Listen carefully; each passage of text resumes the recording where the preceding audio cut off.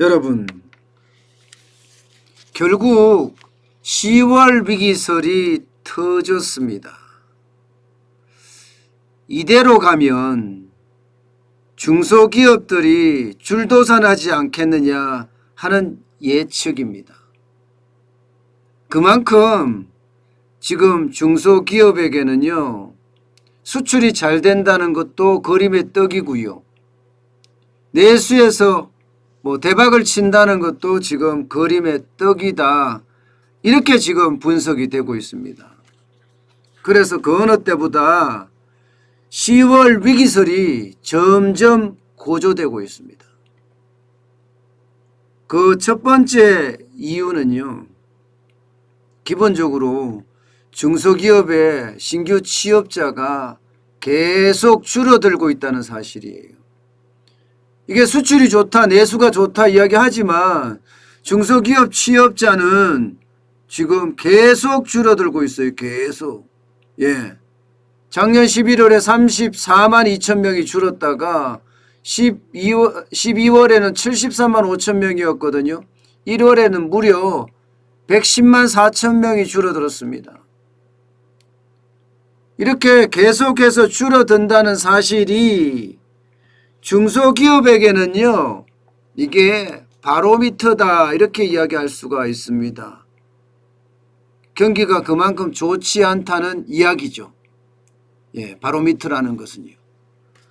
여러분, 이게 중소제조업으로 가도 이게 마찬가지입니다. 중소제조업으로 가도 말입니다.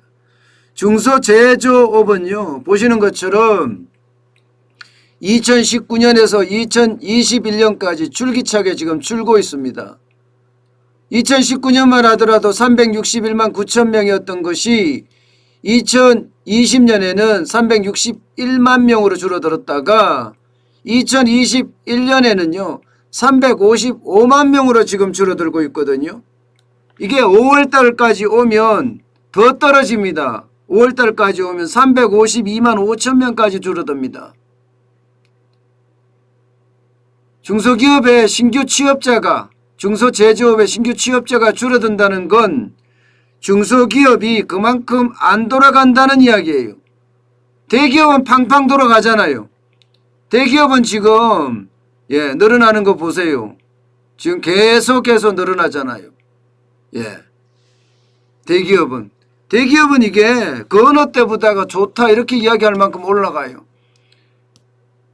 그만큼 81만 3천 명에서 86만 명까지 올라갔으니까 대기업하고 중소기업하고 상황은 굉장히 극과 극이다 이렇게 지금 볼 수 있는 겁니다. 게다가 중소도소매업이라든가 중소숙박음식업은 다른 어떤 쪽보다 더 많이 감소한다고 이야기하고 있고요. 뿌리산업이라고 이야기하는 금형이나 주물이나 혹은 염색이나 이런 쪽은요, 그 어느 때보다가 많이 줄어든다 이렇게 이야기합니다. 여러분, 중소제조업의 신규 취업자가 줄어든다는 것은 제조 경쟁력이 그만큼 떨어진다 이런 얘기도 여기에 어울리는 말입니다.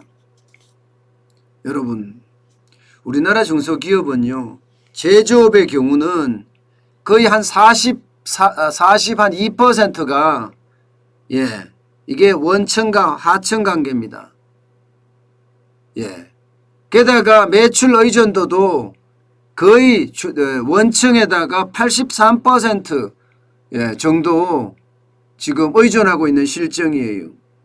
그렇다면 이게 줄어든다는 것은 대기업도 계속해서 좋아진다 이렇게까지는 못 보는 겁니다. 취업자가 줄어든다는 거하고요. 매출이 줄어든다는 것은 상황이 굉장히 다르거든요. 매출은 납품가를 올려주면 올라갈 수가 있는데 취업자가 줄어드는 것은요, 중소기업의 활력이 그만큼 떨어진다는 이야기예요. 중소기업의 활력이. 실제 재고 수준도 지금 중소기업이 굉장히 늘어나고 있어요. 지난 4월 기준으로 보면요, 2.8% 증가하고 있습니다. 재고가. 24개월 연속 증가하고 있습니다. 반면에 대기업은 제조업 재고가 줄어들고 있어요. 6.3% 감소했습니다. 이렇게 이야기하면 그만큼 지금 중소기업은 취약하다 이런 얘기가 되는 거예요.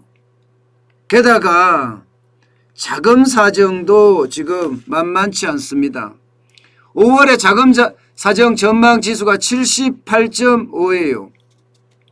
이게 100이 됐을 때가 안정적이다. 자금을 공급받는 게 안정적이다. 이렇게 이야기할 수 있지만 지금 78.5가 된다는 것은 전월보다도 0.7%포인트가 떨어진 거예요. 0.7포인트. 그러면 자금 사정도 지금 중소기업은 좋지 않다는 이야기잖아요. 여기에다가 경기 전망 지표도 만만치 않습니다. 경기 전망 지표도. 보시는 것처럼 중소제조업의 경기 전망 6월에는 오히려 꺾였습니다. 82.6으로 꺾였어요. 100이 기준이라고 이야기했을 때 안 그래도 좋지 않잖아요. 2021년 1월만 하더라도 75.3이거든요. 2월엔 76.6이었고요. 이게 3월부터 조금 올라가는가 싶더니 다시 6월에 꺾인다는 거예요. 3월에는 86.3까지 올라갔거든요. 5월에는 88.8까지 올라갔습니다.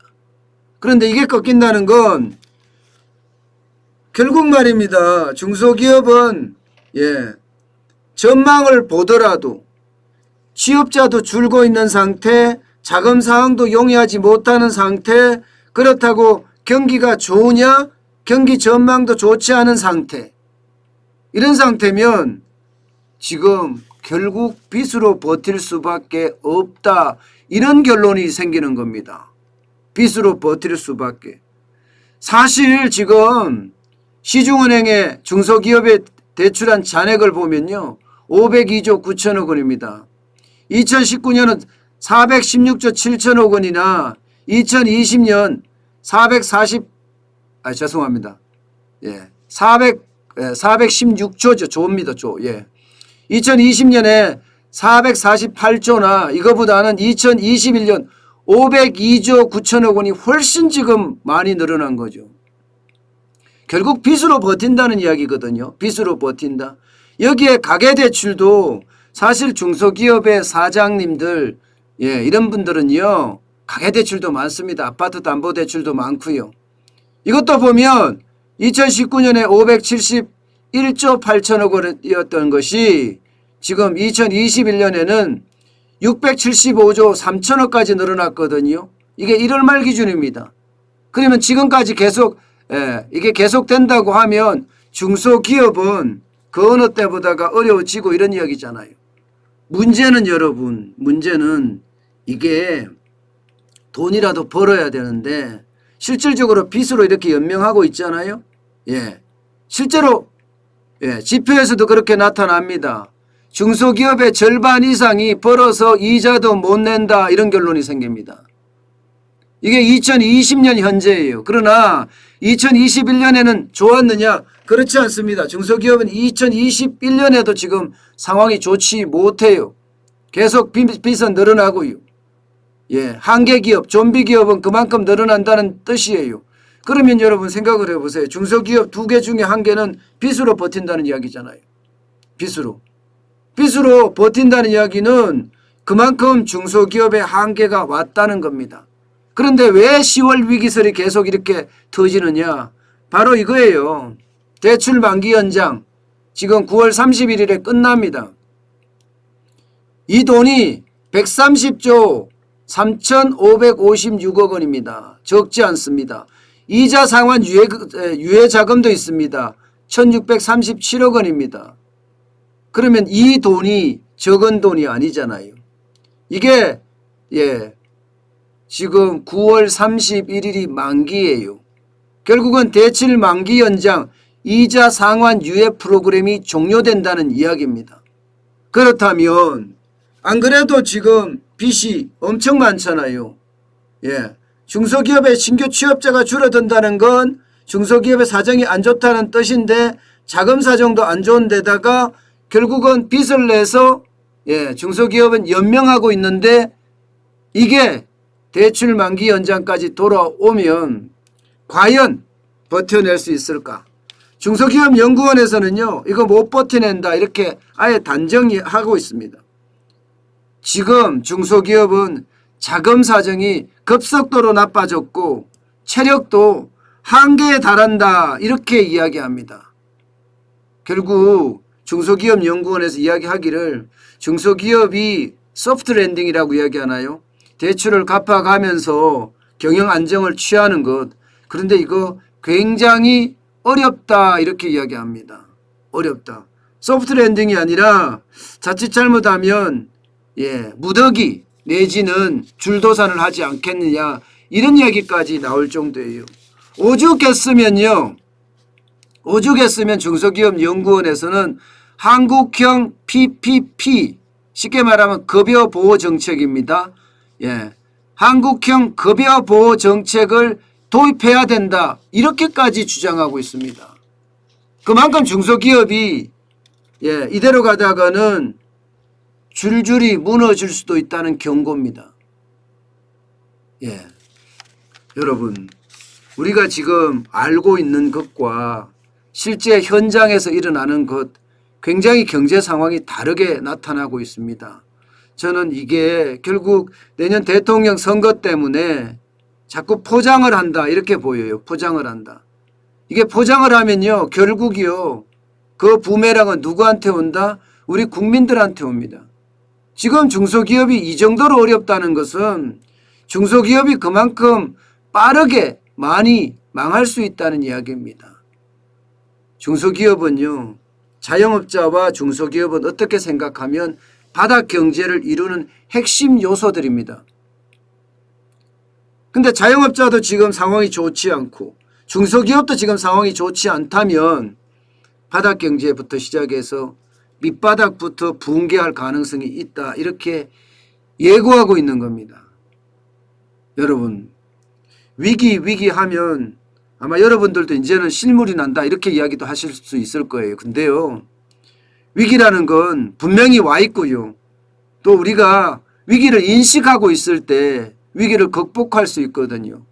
위기를 인식하지 못하면 그 위기를 극복하지도 못합니다. 순식간에 마치